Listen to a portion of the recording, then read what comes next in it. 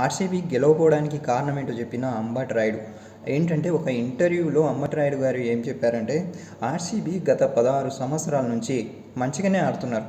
కాకపోతే కప్పు గెలవకపోవడానికి కారణం ఏంటంటే వాళ్ళు ఫైనల్లో చేసే తప్పు ఏంటంటే, మంచి మంచి ప్లేయర్స్ ఉన్నారు. వాళ్ళందరూ లాస్ట్లో అంటే ఫైనల్ మ్యాచ్లో వాళ్ళు ప్రెషర్ ఉంటే దాన్ని వాళ్ళు కంట్రోల్ చేయలేరు. ఆ ప్రెషర్ కంట్రోల్ చేయకుండా ఫస్టే అవుట్ అయిపోతున్నారు. బ్యాట్స్మెన్స్ ఎవరైతే ఉంటే అవుట్ అయిపోతున్నారు. పెవిలియన్లో పోయి కూర్చుంటున్నారు.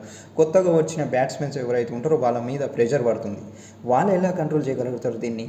సో వాళ్ళ వల్ల ఈ మ్యాచ్ అనేది వెనకబడిపోతుంది, ఈ టీం అనేది.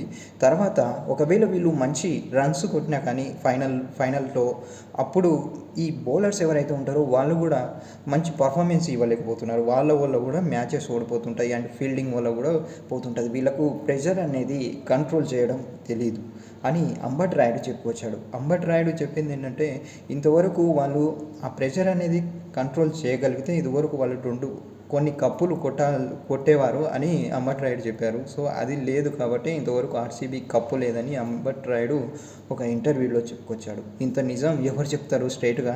అందరికీ తెలిసిన విషయం, కానీ ఇంత డేర్ అండ్ డాష్గా చెప్పింది ఒక అంబట్ రాయుడు మాత్రమే. ఈ వీడియో నచ్చినట్లయితే లైక్ చేయండి, షేర్ చేయండి. మరిన్ని వీడియోస్ కోసం నా ఛానల్ని సబ్స్క్రైబ్ చేసుకోండి, బెల్ ఐకాన్ని ఆన్లో ఉంచుకోండి.